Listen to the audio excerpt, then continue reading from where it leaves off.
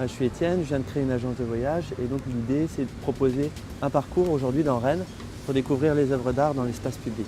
Étienne a créé son agence de voyage il y a quelques mois seulement, une agence particulière puisqu'il s'agit de revisiter l'espace public.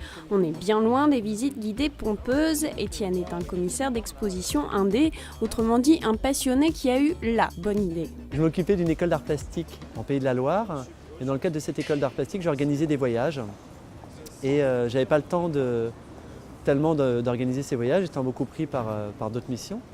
Donc j'ai cherché une agence en France qui pouvait proposer des voyages sur l'architecture ou l'art contemporain et j'en ai pas trouvé.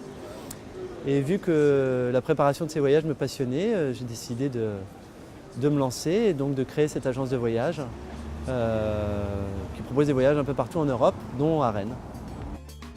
Cette agence Être propose visites, week-ends et séjours à la rencontre des villes.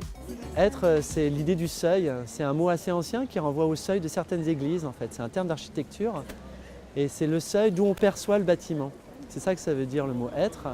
Et l'idée de l'agence, c'est de dire partout on peut ouvrir les yeux, on peut s'interroger, on peut se cultiver en faisant des balades et en ayant un regard curieux, généreux et attentif à l'architecture, aux signes dans la ville. D'immeubles quelconques aux œuvres dont le sens nous est inconnu mais devant lesquelles on passe chaque jour en passant par des lieux où l'art est caché de la vue de tous, les visites sont surprenantes et éduquent l'œil à plus de curiosité sur ce qui nous entoure. Alors comment je construis mes balades?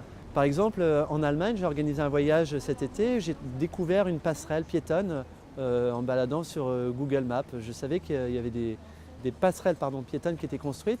Et j'en ai vu une circulaire qui m'a interpellé sur Google Maps, donc j'ai zoomé à fond, je suis allé repérer le site, puis j'ai trouvé sur le site le nom de l'architecte, puis voilà.